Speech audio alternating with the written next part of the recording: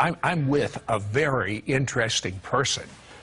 His ancestor was the best friend of Muhammad, and he was the first caliph of the entire Muslim world. Is that right, Nasir Siddiki? That is absolutely right. That's quite a genealogy that you have. Yes, that's why the name Siddiq is synonymous with Abu Bakr Siddiq, the first caliph of the Muslim nation. So, out of curiosity, would most Muslims recognize your last name? Absolutely, absolutely. If I was to go to the Middle East, they would immediately recognize Nasir Siddiq. He's family from the Siddiqs. And speaking of family, he came from a very prosperous family, but he didn't do so bad himself. By 35, he was a millionaire. He had all the neatest cars and homes and everything Hollywood says they'll make you happy. But you know what? He developed a deadly disease. Tell me about that, Nasir. I got very sick, and it started off with blisters on the side of my neck. And by the morning, it had grown to blisters half inch in size on the side of my neck. This isn't supposed to happen to you. Everything. No. But of course, you were working about 18 hours a day, so your immune system was down -0. They rushed me to hospital. I had passed out twice that night. They rushed me to hospital, Toronto General Hospital in Toronto, Canada. In the emergency section, they diagnosed it as the worst case of shingles ever recorded in the history. I was in so much... But wait a second, I had shingles and I was in pain, but that wasn't, I couldn't die from it. Well, this one was from the top of my head all the way down here, all the way down the side of my face, this ear, this neck, this shoulder. They admitted me to hospital. The next morning, this ear was touching this shoulder. It was like a balloon. I looked like a leper, deformed on this side. And my immune system was not fighting back. Now, do you have a picture of that? Would you show us that? Yes, absolutely. This is what I look like in that hospital room. Blisters 1 inch in size, chickenpox, temperature 107.6, and brain damage. In this condition, with hypothermia, they left me to die. Well, the doctors actually came into the hospital, standing over your bed. Yes. They think you're out of it, you're sleeping. Yes. What did you hear them say? They examined me and they said that his immune system has shut down. This is spreading across his body. We can't do anything about the hypothermia because the brain had cooked itself, and they said I would probably be dead by the morning. In fact, Anita, they took her out of the room afterwards and explained to her that if I lived, this is someone that worked with you. Yes, my eye would be blind, my ear deaf, there's brain damage, this side of the face would be paralyzed, and if I lived, I would be a vegetable, but probably I will be dead by the morning. Okay, you hear this horrible report. Yes. You're a Muslim. Yes. Did you prepare? What does a Muslim think when he gets a death sentence like that? Allah is not a healer. Muhammad is not a healer, so we don't turn to Allah to heal us. We assume that we're going to die. But I was afraid of death, Sid. I was petrified of death. Why? I didn't know what was on the other side, but I was afraid of it. And the very people that I had my faith in, my trust in, were those doctors. And they had just given up. What do you do when the people you got your trust in have given up on you and left you to die? In fear, I cried out. I said, God, if you're real, don't let me die. That's what I cried out. Muhammad didn't come, Allah didn't come, but that night, in that room, there appeared a figure at the end of the bed. And this person... Well, wait a second. Had you ever seen something supernatural like this before in your entire life? Never. There's your first time? Yes. Okay. Now there's this figure. Yes. And are you scared? What's going on? No, not at all. I wasn't scared at all. In the middle of the night, I see this figure at the end of the bed, and it was the outline of a person with light radiating from them. I couldn't tell you the way the face looked, but all I could see was this outline of a person with light. Now, I knew it was Jesus. these people come to me and they say, but you're a Muslim. Muslims don't know Jesus. Oh, yes, they do. If you read the Quran, Jesus is mentioned many times as a good man, as a healer, as a prophet. Even his birth is mentioned, and that he healed people. But the main thing I understand about Islam, they say God has no son. I mean, exactly look at the mosque when they have it right on top in Jerusalem. That's right. He has no son. Well, this person that appeared said two things.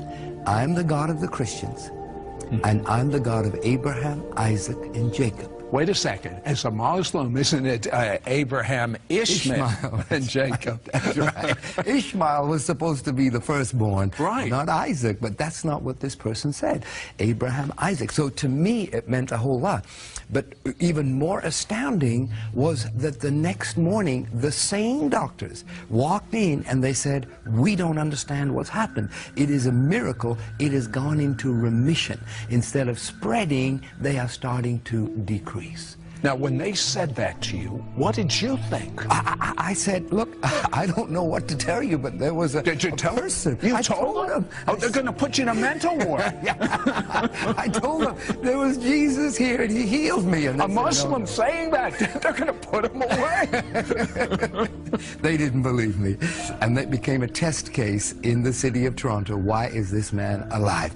In fact, they said it's gone into remission so much, you can go home now.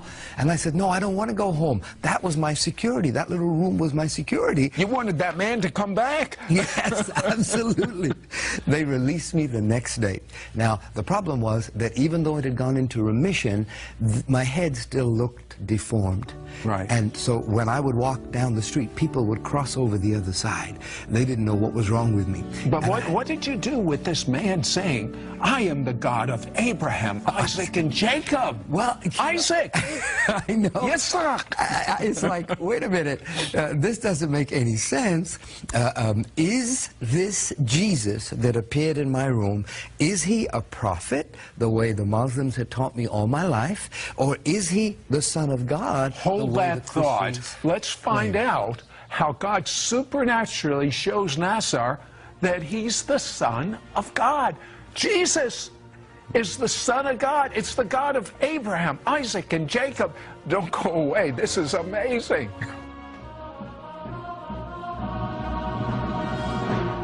We'll be right back to It's Supernatural.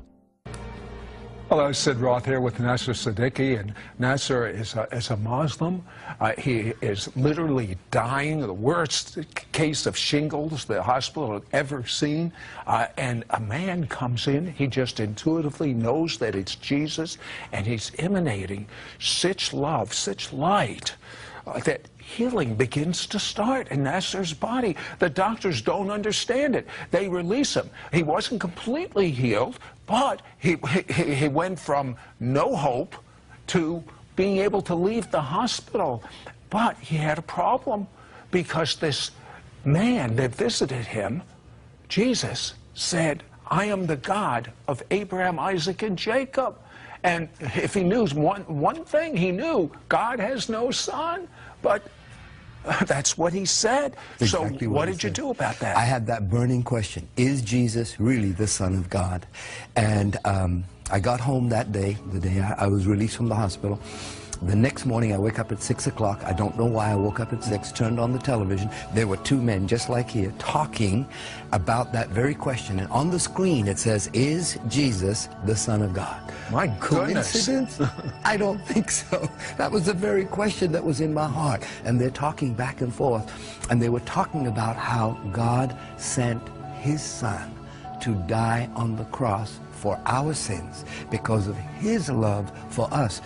Now, as a Muslim, what did this mean to you? It's so strange. Well, as a Muslim, I was taught all my life that to know that you're going to heaven, your good works have to exceed your bad works. And it's only through works. The only exception of that in Islam is called jihad.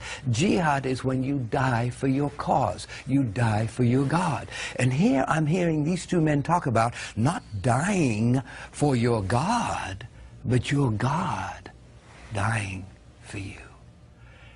I'd never experienced that kind of love in my life. And I said, could this be true? Could it be true that God, the Father, sent Jesus, the Son, to pay the price for my sins, for everything that I've done wrong? This was all new to me, but it was exciting. And these men were talking back and forth that yes, Jesus is the Son of God, and yes, it is documented that he walked the earth, and it is documented that he healed, and it is documented that he died on the cross and paid the price for the sins of all men. So what happened with this horrific disease that you had? Well, that day when that program finished, I got on my knees. They led me in a prayer. I asked Jesus to be the Lord of my life. I found a photograph of the way I used to look, and I started praying to this Jesus. Can you make me look like this again? I'd looked 75 years old. I had my whole face is aged. 5 days later, I woke up at 5 o'clock in the morning. The doctor said, don't scratch the blisters, they're contagious. But I saw some on my pillow, so I must have scratched them in the middle of the night. I got out of bed, stood under the shower, said for an hour and a half, every single blister from the top of my head, my face, my ear, my neck, my shoulder, fell. And the skin was red like raw meat. And the doctor said I would have white blotches, but as you can see, there's no blotches. So is there any doubt in your mind that God is the God of Abraham, Isaac, and Jacob, and that Jesus is his son? Any doubt? No doubt whatsoever. I'll tell you. I have living proof. I'm sure of that. So Nasir ends up, storybook, he marries his associate, Anita.